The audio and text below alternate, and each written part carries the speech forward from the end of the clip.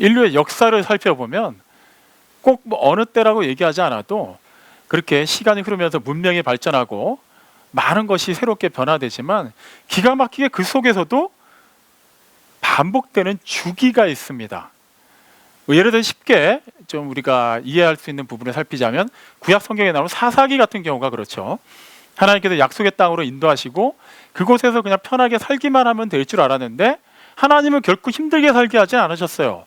근데 그들이 하나님에게 향하던 그 시선을 다른 이방 신에게 돌리는 순간 그들에게는 또 많은 또 어려움이 닥치게 되죠. 그제서야 그들이 신실하게 하나님을 구합니다. 그럼 하나님이 다시 회복시켜 주시죠. 그렇게 다시 평안 가운데 지내게 됩니다. 그리고 또 시간이 어느 정도 흐르다 보면은 또 하나님이 아닌 다른 신에게 눈을 돌리고 그 다음 얘기는 계속 반복이 되죠. 근데 이건 비단 사사기에 기록되어 있는 이스라엘 민족들만의 이야기가 아니에요. 인류의 역사를 봐도 다양한 일들은 있었고 계속해서 뭔가 새로워진 것 같지만 뭔가 계속 반복되는 그런 패턴이 있습니다. 저 자신을 봐도 그렇고 우리 한 사람 한 사람을 봐도 그렇죠. 그렇다면 당연히 교회의 역사에서도 그런 거는 계속해서 반복되는 게 있습니다. 그렇기 때문에 이제 교회에 무슨 문제가 있을 때 그런 전체적인 교회 침체가 있을 때 우리가 다시 한번 주목해서 살펴봐야 되는 것은 그런 이전의 교회의 역사에서 이런 비슷한 경우를 하나님께서는 어떻게 인도하셨고 그때 그 하나님의 인도하심에 어떻게 믿음의 선진들이 반응했는지를 살펴보면 됩니다. 근데 그게 참 말은 쉬운데 이게 참 이렇게 쉽지가 않아요. 사실 그런 사사기 내용들을 보다 보면 이스라엘 민족의 역사를 보다 보면 좀 답답할 때가 있어요. 아니 본인들의 조상들 때 저렇게 비슷한 행동을 했다 그렇게 혼났는데 왜 또 저러고 있지? 그들의 역사를 통해 배운 게 없는 건가? 아니면 그들은 정말 하나님 믿는 게 맞나? 하나님은 노아의 홍수 때처럼 그런 사람들 그냥 싹 쓸어버리고 다시 새롭게 시작하시지 왜 굳이 하나님의 택한 나라요 백성인 사람들이 저렇게 타락하는 것으로 말미암아 하나님의 이름이 막 땅에 떨어지고 있는데 그거를 가만히 내버려 두실까? 물론 하나님의 이름은 우리가 뭘 잘못한다고 해서 떨어지는 이름은 아니에요. 다만 그 이름이 그 영광이 우리로 인해서 가려진다면 분명히 그 책임은 또 우리에게 물으시지만 그렇다고 해서 하나님이 원래 있던 영광이 사라지거나 하나님의 능력이 낮아지는 것은 결코 아니죠. 그런 맥락에서 또 우리가 살펴보면서 또 우리 또 막 그런 상황을 막 손가락질하지는 못합니다. 왜 그러죠? 우리에게는 신앙 양심이 있기 때문에 우리만 봐도 그렇다라는 거예요. 우리에게서도 계속 되풀이되는 그런 묘한 끊어지지 않는 그런 악한 습관이 있고 그 말씀을 대로 산다고 하면서도 말씀과 좀 동떨어진 그런 여러 가지가 드러나죠. 예전에 있었던 교회에서 한 집사님 가정이 정말 교회 정문을 기준으로 해서 집까지 1분 거리였어요. 진짜 가까웠어요. 그런데 아마 이쯤 되면 예상하셨겠지만 그분들은 늘 예배를 늦어요. 그래서 이제 제가 이제 앞에서 이렇게 찬양 인도를 하고 있으면 꼭 그때 이제 이렇게 쓱 뒤에서 이렇게 그것도 그런 분들은 그냥 떳떳하게 못 들어오죠. 꼭 이렇게 고개 숙이고 막 들어오는데 그게 더 눈에 띄는 거 있잖아요. 그러니까 차라리 그냥 들어오면 괜찮은데 막 이러고 오니까 더 신경 쓰이는. 그래서 한 번은 그냥 이렇게 부담을 드리려고 한 게 아니라 아니 댁도 가까우신데 한 5분만 좀 빨리 나와 보세요. 이렇게 한번 말씀을 드렸어요. 그랬더니 뭐 시도를 해봤는데 안 된대요. 무슨 말이냐 하면 평소보다 일찍 일어나도 준비를 미리 다 해놔도 막상 교회를 출발하려고 하면 기가 막히게 원래 가던 그 시간쯤에 몸이 나간다는 거예요. 그러니까 자기네도 그거를 고쳐보려고 그렇게 하는데 안 된다고 얘기를 하더라고요. 그래가지고 그 다른 집에 사시는 권사님이 안 그래도 같이 대화하시다가 어차피 그 권사님은 오시는 길에 뭐 그 댁을 거쳐서 오신대요. 거기서 그냥 바로 옆이에요 집이. 그러니까 그럼 내가 가는 길에 그냥 초인종 누르고 같이 가자 이렇게 얘기를 하신 거예요. 그 다음 주에는 그 권사님도 이러고 들어오시는 거예요 늦게. 나중에 점심 때 얘기를 들어보니까 딱 자기가 가서 보니까 자기가 봤을 땐 준비가 다 된 것 같은데 뭘 계속 부산하게 또 뭘 뭐 챙기고 뭐 왔다 갔다 하면서 계속 시간을 까먹더라는 거예요. 또 그 와중에 혼자만 오기 뭐하니까 기다렸다 같이 왔더니 자기도 늦었다고 얘기를 하는 거예요. 그러니까 이상하게 우리에게서 이렇게 뭔가 이게 잘 끊기지 않는 그런 습관들이 있습니다. 신앙생활도 마찬가지인데요. 그게 단순하게 뭐 표현이 좀 그렇습니다만 이런 애교성이라면은 조금 얘기가 달라요. 근데 교회 차원으로 이제 그런 뭔가 계속해서 끊어지지 않는 그런 악한 면을 얘기하면 이건 좀 얘기가 심각해지죠. 초대교회 때부터 지금까지 교회들을 보면 늘 이상적인 교회만 있었던 건 아니에요. 물론 초대교회가 가장 이상적인 모델인 거는 맞습니다. 하지만 그 초대교회조차도 나중에는 변질이 되죠. 그거는 어차피 모든 교회가 다 유효기간이 있어서 그런 걸까요? 꼭 그런 건 아닐 거예요. 교회는 주님의 몸된 교회이기 때문에 영원히 살아계신 주님이 교회의 머리가 되시는 이상 절대 교회는 유효기간이라는 게 없습니다. 그런데 왜 그 당시 2000년 전에 있었던 교회들은 지금 흔적도 없이 다 사라졌을까요? 그리고 이 땅에 수많은 교회들이 지금도 계속 생겨나고 있는데 또 한편에서는 또 수많은 교회들이 문을 닫고 있습니다. 이유가 뭘까요? 물론 뭐 재정적인 문제가 있을 수도 있고 그런 교인 수가 감소돼서 그런 경우도 있어요. 그거는 그냥 객관적인 지표입니다. 하지만 교회가 계속해서 뭔가 약해진다, 뭐 조금 더 아픈 표현으로 돼서 뭐 타락한다라고 얘기할 때는 분명히 보면은 다양한 이유들은 있지만 그 출발점을 보면 대소동의합니다. 가장 기본이 되는 것을 놓쳤을 때부터 문제가 시작되더라는 거예요. 어느 교회에 담임 목회자가 뭐 성추문이 있었다. 그러면 그 목회자는 애초에 개척할 때부터 때가 되면 나는 그런 성적으로 음란하게 살아야지 그런 마음을 갖고 했을까요? 그러지는 않았을 거예요. 갑자기 없던 게 순식간에 확 생겨가지고 그렇게 교회가 무너지지는 않습니다. 분명히 작은 거에서부터 시작을 했어요. 근데 그것이 우리 입장에서는 맞아, 그때 돈에 대해서 투명하지 않았어, 그때 너무 또 여자 교인들하고 뭔가 좀 안 좋아 보였어, 우리는 그렇게 원인을 찾아 올라가지만 엄밀히 말하면 계속 찾아 올라가면은 어느 교회나 문제는 하나로 귀결이 됩니다. 예배의 대상이 되시는 분, 말 그대로 교회의 머리가 되시는 주님을 제대로 인지하지 못했을 때 문제가 시작된다는 것이죠. 그렇기 때문에 제대로 알지 못하는 신을 열심히 섬기고 있는 거예요. 그러니까 우리는 열심히 섬기고 있는데 왜 점점 교회가 이렇게 되지? 왜 자꾸 이상한 얘기가 들리고 막 분열이 생기고 막 자꾸 교인들이 막 빠져나가고 왜 어려운 일이 생기지? 왜 사회에서 교회를 향해서 손가락질을 하지? 우리는 열심히 하고 있는데 그게 늘 문제가 되는 것이죠. 무엇을 위한 열심인지를 살펴봐야 해요. 우리가 이제 매달 둘째 주일날 오후 찬양 예배 때는 이제 주님께서 사도 요한을 통해서 그 소아시아 7교회에 보내신 편지에 관해 살펴보기로 했습니다. 이미 7월 둘째 주일날 살펴봤죠. 당시 초대교회 상황이 어땠냐면 외부로는 로마의 그 핍박 때문에 상당히 많은 어려움이 있었어요. 그리고 내부로는 많은 이단들이 침투를 했죠. 그러니까 교회에 자꾸 그런 근간을 막 흔들어 놓는 겁니다. 그러니까 안팎으로 막 흔들리고 있는 상황에서 사도들은 다 순교를 당했어요. 그러다 보니까 정신적으로, 영적으로 이끌어갈 만한 그런 지도자들이 부족하게 되었고, 그러면 그럴수록 그런 핍박과 이단들의 여러 가지 교묘한 그런 속임 속에 속절없이 교회들이 막 변질돼가고 무너지고 문을 닫기 시작하는 거예요. 그나마 한 명 살아있는 사도가 바로 사도 요한입니다. 근데 그는 지금 뭐 나이가 90이 넘은 상태예요. 그리고 오늘 읽은 본문에 나와 있지만 그가 왜 반모섬에 갔죠? 휴양지로 간 것이 아니죠.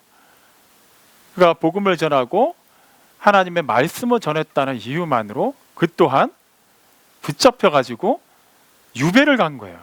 거기서 그냥 가만히 있었던 것이 아니라 채석장에서 그 노년의 나이에 힘들게 노역을 해야만 했습니다. 어쩌면 천하의 사도 요한이라고 하더라도 심적으로나 영적으로 많이 지치고 시험에 들었을지도 모릅니다. 그렇게 하루하루 그냥 우리식으로 좀 쉽게 표현해서 그냥 소망 없이 그냥 그 섬 너머에 다른 초대교회들이 속절없이 변질되고 막 이교도화돼가고 문을 닫고 있는 상황에서도 어떻게 하지도 못하는 그 상황 속에 어느 날 요한이 무언가를 듣게 됩니다. 그것을 오늘 읽은 본문에 따르면 주의 날에 나팔 소리와 같은 큰 음성을 들었다고 기록해요. 요한, 지금 그가 뭐 일을 하다가 그 음성을 들었는지, 그날 정해진 노역을 다 마치고 잠시 힘들게 몸을 누인 상태에 들었는지는 몰라요. 하지만 그에게 환상 가운데 주님께서 말씀하시고 그 모습을 나타내 주셨습니다. 그것을 주의 날이라고 기록하고 있어요. 여기서 말하는 주의 날은 말 그대로 주의 날, 주일을 얘기하는 거예요. 일요일. 주의 날에 하나님의 음성이 들렸습니다. 그동안에는 수많은 주의 날이 지나가는 동안에 그런 음성이 들리지 않았어요. 비록 사도는 직접 예수님을 대면해서 3년 동안을 보았고 따라다녔고 그 말씀을 듣고 또한 그 또한 왕성하게 사역을 했던 사람임에도 불구하고 그 이후에 어느 시점부터인가는 주의 날이 그렇게 지나가고 또 그 외의 날들을 지내는 동안에도 그러한 환상을, 그러한 음성을, 그러한 주님의 임재를 체험하지 못하고 있었습니다. 그런데 전혀 예상하지 못하던 그때 주님의 날에 주님의 음성이 임했어요. 그게 무엇이죠? 지금 노인이, 나이가 많은 노인, 몸도 굉장히 제약이 있고 어떻게 자유롭게 나가도 복음도 전하지 못하는 그 사도에게 하나님께서 아직도 사명을 맡기셨다라는 거예요. 그 사명을 위해서 그는 그때까지 살아 있어야만 했다라는 겁니다. 오늘은 주의 날입니다. 우리 또한 주일날, 우리는 그냥 주일이니까 일반적으로 드리는 주일 예배를 드린다고 생각할 수 있습니다만 오늘 우리에게도 주님의 음성이 나팔 소리와 같이 들리는 그런 놀라운 역사가 있기를 바랍니다. 오늘 우리에게 허락하셨다는 것은 아직까지는 우리가 죽을 때가 아니라서 일반적인 평균 연령 대비 살 날이 남아있어서가 아니에요.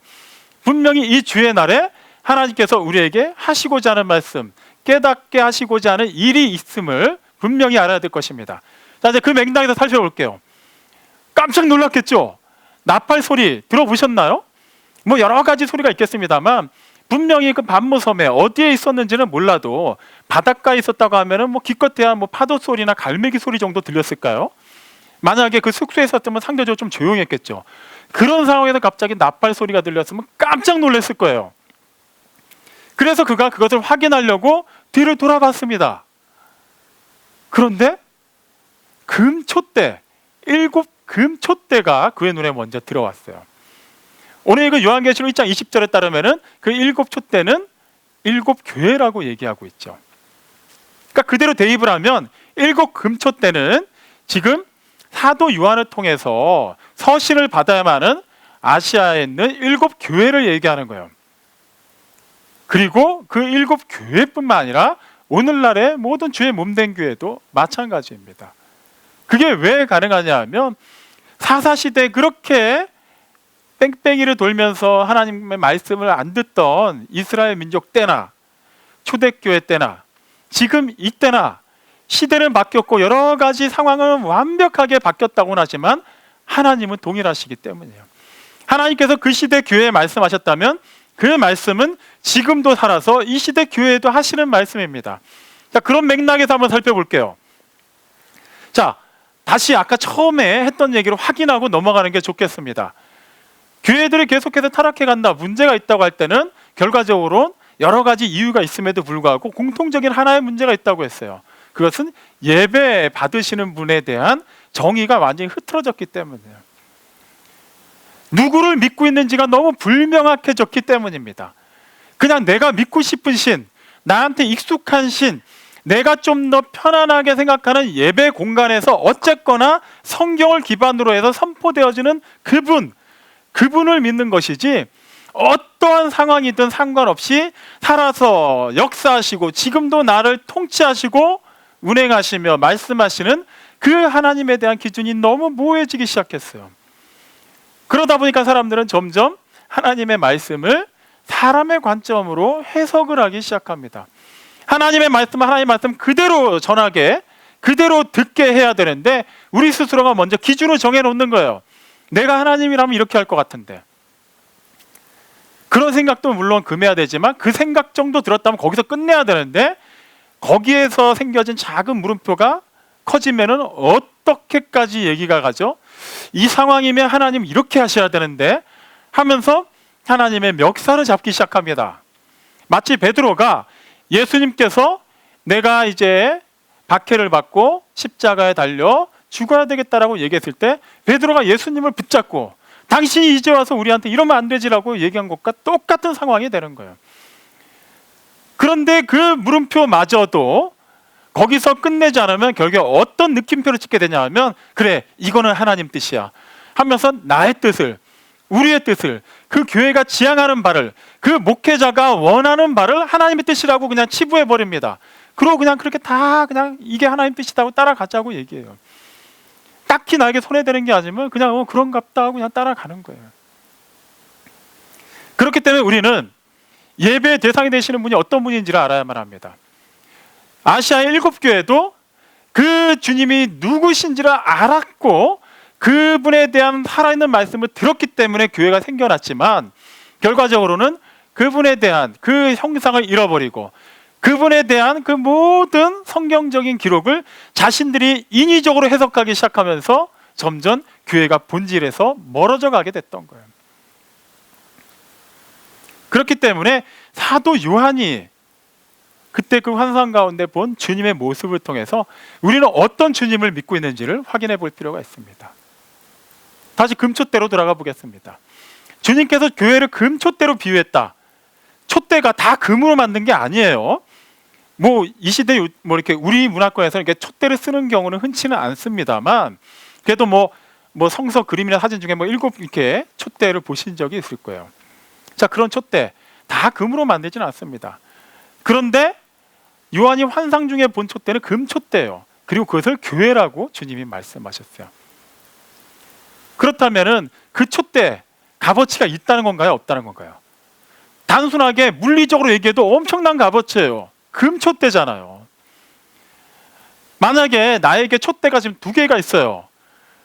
근데 집이 갑자기 무너진다고 해서 급하게 막 귀중한 거 꺼내갖고 와야 되는데 그 와중에 하나만 꺼내갖고 온다고 하면 금촛대를 갖고 나오겠습니까? 아니면 그냥 구리로 만든 촛대를 가지고 나오겠습니까? 금촛대일 거예요. 그만큼 가치가 있다라는 얘기입니다. 이거는 지금 물질적인 얘기라는 게 아니에요. 하나님께서 교회를 그만큼 가치 있게 여기신다라는 거예요.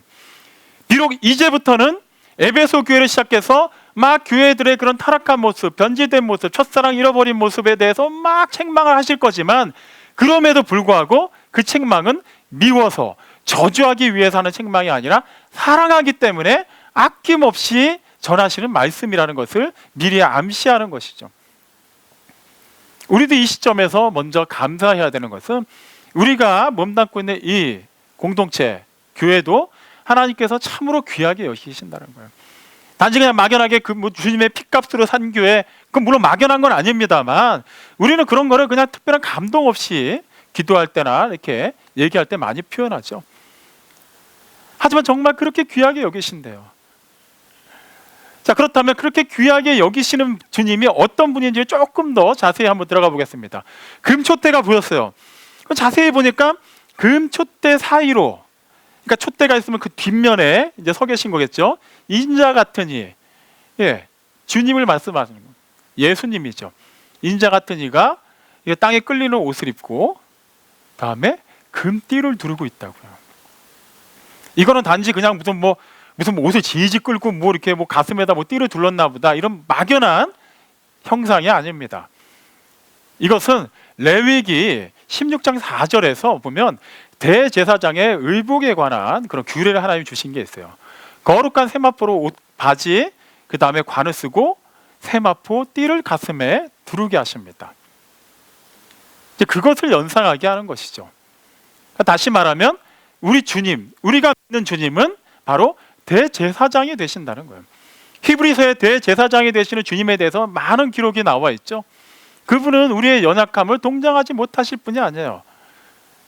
우리가 똑같이 시험을 당하셨기 때문에 그냥 대제사장으로 원래부터 고결하게 계시면서 우리 같이 낮고 낮은 데 사는 사람들이 이해도 못하면서 막 정죄만 하시는 분이 아니라, 히브리서 4장 15절에 보면 그분도 똑같이 시험을 당했대요. 그래서 우리의 모든 걸 다 알고 계신대요. 다만 그분은 죄가 없으시죠. 그렇기 때문에 완벽한 해결책을 알고 계시고 극복하는 방법을 제시하실 수가 있는 분이에요. 대제사장 하는 일이 많이 있습니다. 이스라엘의 대제사장이 하는 일이 많이 있는데 정말 대표적인 거 하나를 꼽으라고 하면 1년에 한 번 있는 대속죄일, 그때 홀로 지성소에 들어가서 모든 이스라엘 백성들을 대신해서 속죄 제사를 드립니다. 중보자의 역할이에요. 단지 자기만을 위해서, 자기 가족들 아니면 제사장 그룹만을 위해서 속죄 제사를 드리는 게 아니라 모든 이스라엘 백성들을 위해서 그렇게 자기 자신이 죽을지도 모르는 그 상황에서 들어가 제사를 드리는 거예요. 예수님이 교회를 위해서 그렇게 지금도 중보하고 계신다라는 거예요. 로마서 8장 후반부에 바울이 막 피를 토하는 심정으로 얘기한 게 뭐예요? 어떠한 어려움도, 어떠한 시험도, 어떠한 마귀의 계획도 하나님과 우리 사이에 사랑을 끊을 수가 없다라고 얘기해요. 그것이 어떻게 가능한 것이죠? 예수님이 하나님과 우리 사이에서 중보하고 계시기 때문이에요. 그분이 그냥 막연하게 보좌 우편에 앉아갖고 그냥 멀거니 이렇게 보고 계시는 게 아니라 지금도 하나님과 우리 사이에서 그 사랑이 끊어지지 않도록, 그 사랑이 더욱더 온전해지도록, 더욱더 우리가 그 사랑 안에서 새로워질 수 있도록 기도해 주시기 때문에 우리는 하나님의 그 사랑으로부터 분리가 되지 않습니다. 내가 잘나서, 내가 어쨌거나 구원받은 이후에 나름 열심히 그 성화의 과정에 참여를 해서 우리가 하나님으로부터 외면받지 않은 게 아니에요. 여전히 우리의 중보자가 되시는 예수님께서 함께 하시기 때문이에요. 우리 일반적인 성도들 사이에서도 뭔가 내가 아플 때 누군가가 기도하고 있습니다, 힘내세요라고 얘기하면 굉장히 위로가 되죠. 정말 내가 뭐 이렇게 어려운 상황에 있을 때 무슨 막 큰 것까지 아니더라도 하다못해 기운 내라고 밥 한 끼 사주는 것만으로도 너무 위로가 될 때가 있어요. 근데 하물며 일반적인 그런 사람 사이에서 유한한 범위 내에서의 중보가 아닌 영원하신 하나님이 그 놀라우신 능력 안에서 우리를 위해서 중보하고 계신다고 합니다. 얼마나 이것이 교회의 위로가 되는 얘기며 교회 구성원이 우리 한 사람 한 사람에게 큰 능력이 되는 얘기입니까? 우리가 믿는 예수님, 우리가 믿는 주님은 바로 그러한 분입니다.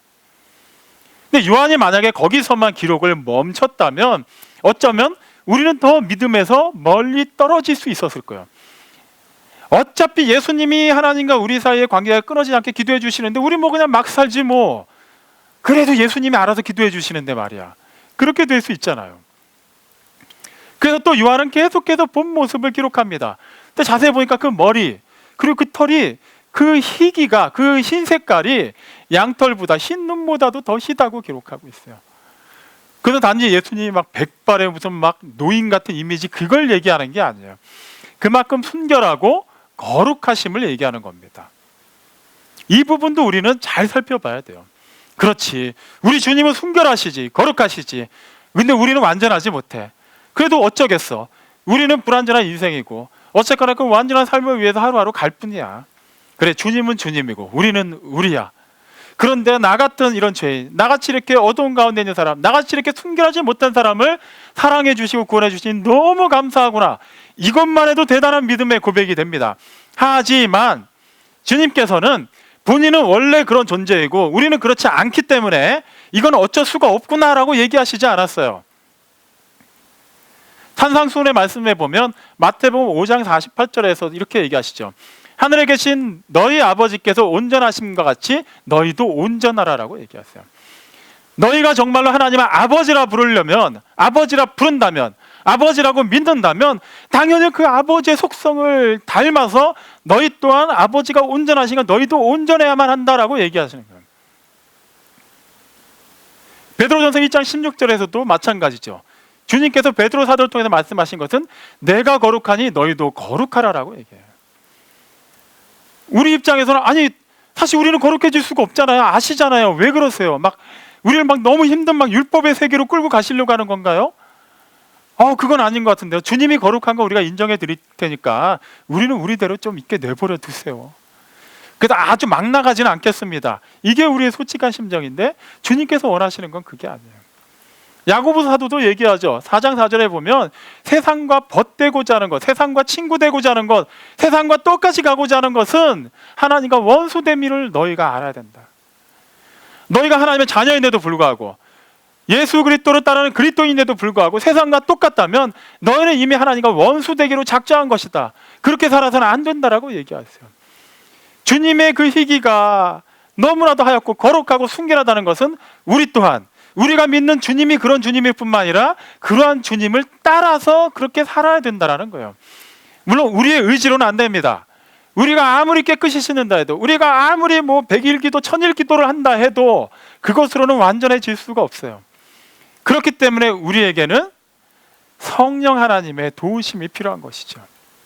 영이신 하나님을 따르고 영이신 하나님의 말씀대로 살아야 되기 때문에 영이신 보혜사께서 우리 안에 내주하시고 인도해 주셔야 돼요. 그래야만 우리 또한 주님의 그 거룩하심을 따라 살 수 있는 것입니다. 우리가 믿는 주님은 거룩하신 분이시고 우리 또한 거룩하게 살라고 말씀하시며 그러한 삶이 가능하도록 우리에게 성령님을 보내주신 분이세요. 또 그 다음에 기록이 뭐죠? 그의 눈이 불꽃과 같다고 표현해요. 불꽃과 같다. 무슨 말일까요? 분해서 막 눈에서 막 레이저가 나가고 막 그냥 막 이글이글 타오르는 그런 눈을 얘기하는 게 아니에요.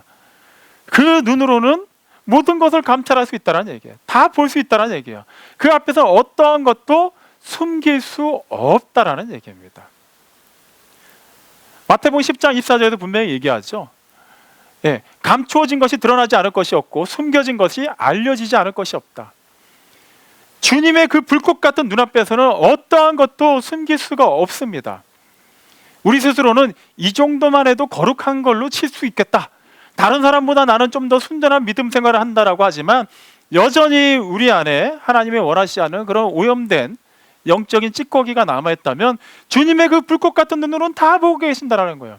우리가 믿는 주님은 바로 그런 주님입니다. 적당히 안 돼요. 그렇다고 해서 완벽한 주의를 얘기하는 것이 아니라 애초에 우리의 의도가 그래서는 안 된다라는 겁니다. 하는 데까지 했는데 안 될 수는 있어요. 하지만 지레짐작으로 어차피 해도 안 될 거 처음부터 하지 말자. 이렇게 되면 그 불꽃 같은 눈에 의해서 하나도 남김없이 다 들통나게 되어 있습니다. 그 다음에 또 사도가 본 게 뭐예요? 그의 발은 풀무불에 단련한 빛나는 주석과 같다라고 얘기해요. 단지 발이 무슨 쇳덩어리 같고 무슨 막 번쩍번쩍 빛난다 이런 얘기만이 아니에요. 예전도 그랬고 요즘은 뭐 그렇지 않습니다만 우리가 뭐 사극이나 이런 영화나 드라마에서 보면 왕이 앉아있는 자리, 왕좌는 다 높이가 상당하죠. 보통 그 왕이 앉아있는 자리의 그 높이의 기준은 최소 어느 정도를 하냐면 일반적인 그 같은 공간 안에 서 있는 사람들의 머리보다 왕이 앉아있는 자리를 기준으로 왕의 다리가 더 높이 올라가야만 합니다. 어지간해서는 왕의 발밖에 못 보는 위치에 왕좌가 있어요. 그래서 사극에 보면은 아무리 뭐 영의정, 좌의정, 뭐 우의정해도 다 고개를 약간 숙이고 서 있죠. 옆으로 서가지고 그 왕한테 얘기하다가 그 상태에서 고개를 돌리고 얘기하지 뻣뻣하게 고개를 들고 얘기하는 거는 보통 뭐 역모를 막 일으킬 때나 이럴 때 아니면 안 합니다. 옛날에 다른 그런 고대 근동지방도 똑같았어요. 왕자는 그렇게 높은 곳에 있었고 감히 신하들은 왕의 얼굴을 직접 보지 못했습니다. 오직 발만을 볼 수가 있었어요. 그것은 곧 왕의 통치를 의미하는 겁니다. 우리가 믿는 주님은 단지 교회가 잘 되게 하고 우리 그리스도인들 잘 되게 하고 뭐 복받게 하기 위해서 중보해 주시고 그리고 워낙 거룩하시기 때문에 우리에게도 거룩하라고 말씀하시고 그 와중에 우리의 뭐 실수하는 거 없나 막 깨알같이 막 불꽃 같은 눈동자로 살펴보시고 이런 차원의 하나님이신 것이 아니라 우리를 통치하시는 분이라는 거예요. 그분이 우리를 통치하신다라는 거예요. 우리를 중보하시는 분, 어떻게 보면 그냥 우리 잘 되라고 도와주시는 분으로만 인정할 수 있는데 아니에요. 우리의 통치자로서 우리를 위해 중보하시는 거예요. 우리의 통치자로서 그 존엄하신 이름에 맞게 그 거룩하신 성품에 맞게 우리에게도 요구하고 계시는 거예요. 그리고 또 그 수준에 맞게 살지 못하는 것에 대해서 분명히 구분을 하시고 그거에 대해서 때에 따라 책망하시기도 하고 칭찬하시기도 하십니다. 그렇다고 하면 우리는 이거 주님을 섬긴다는 건 너무 부담이 되겠구나. 이거 뭔가 더 열심을 내야 되는 건가? 이거 내가 이러다가 까딱 뭐 실수하면 지옥 갈 수 있는 건가? 꼭 그것만 아니죠. 이제 계속 살펴보겠습니다. 또 이제 음성이 들리는데 많은 물소리와 같다고 해요. 분명히 확연하게 들릴 수 있는 말씀으로 우리에게 깨달아 알게 하시는 거예요. 하나님은 절대 두루뭉술하게 말씀하지 않으십니다. 막연하게 말씀하지 않으세요. 분명히 이거다라고 얘기하세요. 나중에 살펴보겠습니다만 차라리 차든지 덥든지 해라라고 얘기하세요. 우리 입장에서는 중간, 미지근한 거 그래도 중간은 가지 않을까요? 아니에요. 그냥 뱉어버린다고 얘기하시죠. 한 달란트 받은 종이 그래도 잃어버린 것보다 낫지 않아요 하고 묻어놨다 그대로 가져갔지만 오히려 그걸 뺏기고 쫓겨납니다. 주님은 분명하게 요구하시는 게 있어요. 하지만 그 요구는 무리한 것, 그 요구를 무작정 우리에게 들이대서 우리가 못하면 벌 주시고 잘하면 그나마 어떻게 기분 내셔서 뭐 복 주시고 하는 분이 아니에요. 우리에게 뭔가를 맡기실 때는 분명히 그 일을 감당할 수 있는 힘을 주시는 분입니다. 정말 이 길은 아니다 싶을 때는 피할 길도 주시는 분이에요. 그렇기 때문에 주님께서 우리를 통치하신다는 것은 막연하게 왕으로서 우리를 착취하고 우리한테 세금 걷어가고 우리를 막 전쟁터에 필요에 따라서는 막 끌고 가고 왕의 토지에서 막 뼈 빠지게 일하게 하려고 그런 개념의 통치가 아니라 안전하게 그분의 왕국에서 우리를 외세 침략으로부터 지켜 보호하시고 그리고 우리 사이에도 서로 화평하게 더불어 살 수 있도록 인도해 주신다라는 거예요. 근데 여기서 끝나면 괜찮은데 그분의 입에서는 좌우에 날성검이 나온다고 기록하고 있어요. 이게 좀 우리에게 좀 뜨끔합니다. 우리는 보통 좌우에 날성검하면 어떤 말씀으로 익숙하게 보죠? 히브리서 4장 12절 말씀이에요. 하나님의 말씀은 살아있고 활력 있어 좌우의 날선은 어떤 검보다도 예리하여 혼과 영과 및 관절과 골수로 찔러 쪼개기까지 하며 마음의 생각과 뜻을 판단하시니라. 하나님의 말씀은 좌우의 날선 검과 같은데 그것이 그냥 검이구나, 날이 두 개가 있구나, 위험하구나 이것이 아니라 그것으로 찔러서 쪼갠다라고 얘기하세요. 다시 말하면 우리가 온전한 예배의 대상이 되신 하나님을 인지하지 못하고 그분의 중보하심에 대한 그런 감격을 잃어버리고 그분이 말씀하신 그 거룩한 삶을 우리 스스로가 포기해버리고 그분의 불꽃 같은 눈동자를 피할 수 있다고 착각을 하고 있고 그분의 통치를 인정하지 않고 내 스스로가 하나님의 자리에 올라가 있다면 하나님은 그 변질된 그 더럽고 추하고 그렇게 오염된 우리 몸 안에 붙어있는 암덩어리 우리의 영적인 그 찌꺼기들을 찔러서라도 쪼개서 분리해내실 것입니다. 그것은 우리가 생각하는 것처럼 마취 주사를 놓고 뭐 수면 마취한 상태에서 하시는 게 아니에요. 너무나도 괴로운 일이 벌어질 것입니다. 너무나도 아플 거예요. 피눈물을 쏟을 것입니다. 그래도 그렇게 해야만 해요. 영원히 죽는 것보다는 그렇게 해서라도 우리는 살아야 되고 그렇게 해서라도 우리는 살려야만 합니다. 그래서 하나님은 그렇게 궁극적으로 그분의 입에서는 좌우에 날성검이 나온다는 거예요. 사실 목사 입장에서는 어떤 설교를 하면 교인들이 좋아할지를 압니다. 똑같은 본문 가지고도 그냥 요거는 지금 분위기상 이렇게 설교하면은 분위기도 좋겠고 요거는 요런 예화를 집어넣으면 적당히 시간 때울 수 있고 그러면 성도들도 기분 좋아서 집에 가겠다. 여기다가 요것만 조금 더 하면 헌금 더 나오겠다. 그 정도 압니다. 물론 그렇게 하는 사람들도 있겠죠. 안 하는 사람이 더 많을 겁니다만 그런데 하나님 말씀을 그대로 전하면 마침 그날 그 말씀이 교인들에게 또 많은 은혜가 되고 같이 공감이 되는 날도 있어요. 근데 매번 그런 게 아니죠. 예전과는 달라요. 점점 시대가 뭐 이렇게 쥐어짠다고 되는 게 물론 쥐어짜는 것도 잘못된 거지만 어떻게든 막 길을 살려주고 기분 좋게 해주고 해야만 그래도 예배도 잘 참석하고 그래도 뭐 헌금도 좀 기분에 따라 더 내기도 하고 봉사도 더 하고 막 그렇게 하거든요. 그렇다고 해서 하나님의 말씀이 교인들을 막 기죽이고 막 억압을 한다는 얘기가 아니에요.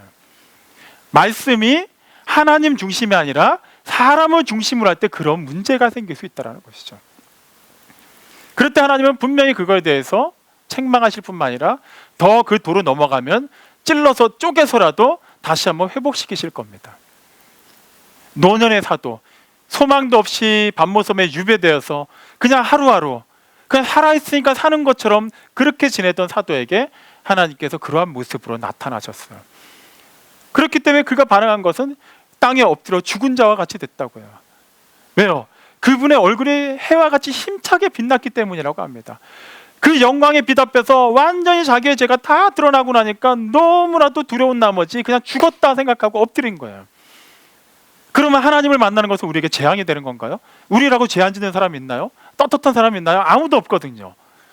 근데 하나님은 사도에게 오른손으로 짚어서 안심시키십니다. 안심해라. 그리고 내가 앞으로 말할 거 그리고 네가 알고 있는 것을 다 기록해라. 전해라라고 얘기했어요. 다음 달 둘째 주일 날부터는 이제 에베소 교회를 통해 시작해서 이제 교회들에게 어떻게 편지하실지를 보실 겁니다. 오늘 우리가 들은 하나님 말씀, 다른 거는 다 잊어도 좋습니다. 우리가 믿는 하나님이 어떤 하나님이냐는, 어떤 주님을 믿고 계십니까? 그 부분에 대해서 여러분이 확실하다면 그 다음부터 7교회 차례대로 하나님께서 말씀하신 걸 살펴보면서 우리는 하나님의 책망조차도 아멘이라고 화답할 수 있게 될 것입니다. 아, 에베소 교회는 그랬구나, 서머나 교회는 그랬고 사대 교회는 저랬구나가 아니라, 그렇지, 우리 교회가, 또 교회의 몸된 지체인 내가 그렇구나, 그렇다면 하나님께서 이렇게 말씀하시는 것을 이렇게 받아야겠구나라는 거예요. 사랑하는 성도 여러분, 하나님께서 지금도 우리에게 계속해서 말씀하고 계십니다.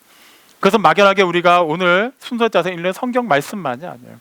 여러 가지 방편을 통해서 우리에게 말씀하시고 끊임없이 우리를 깨닫게 하실 거예요. 그 하나님을 온전히 바라보시고 그 하나님이 지시하는 곳을 향해서 가십시오. 그 하나님이 이끄시는 곳으로 가십시오. 그 하나님이 멈추라고 하실 때는 멈추시기 바랍니다. 내가 하나님의 자리에 올라가서는 안 돼요. 내가 하나님의 자녀이기 때문에 그 생각이 이상하게 오염되고 변질돼서 하나님의 자리에 올라가서 그렇게 수많은 교회들이 넘어졌습니다. 그 많은 교회 가운데 또 하나의 교회가 이곳에 있어요. 우리 교회는 그런 교회가 되지 않기를 바랍니다. 근데 사람들 사이의 교회라면, 사람들로만 구성된 교회라면 우리도 얼마든지 변할 수 있어요. 그렇기 때문에 이 교회의 주인이 되시는 주님의 음성을 온전히 들어야만 합니다. 그분이 어떤 분인지를 알아야 됩니다. 그리고 그분이 우리에게 뭐라고 말씀하시고 어떠한 것을 요구하시는지를 제대로 수용하고 인정해야만 합니다. 그렇게 순전하게 하나님을 따를 때 하나님께서 포에마 우리 교회뿐만 아니라 이 교회에 속한 모든 성도들, 가정과 하는 일과 또 앞으로 계획하는 모든 과정 가운데 하나님께서 복 주시고 하나님의 살아계심을 신실하게 증거하실 줄로 믿습니다.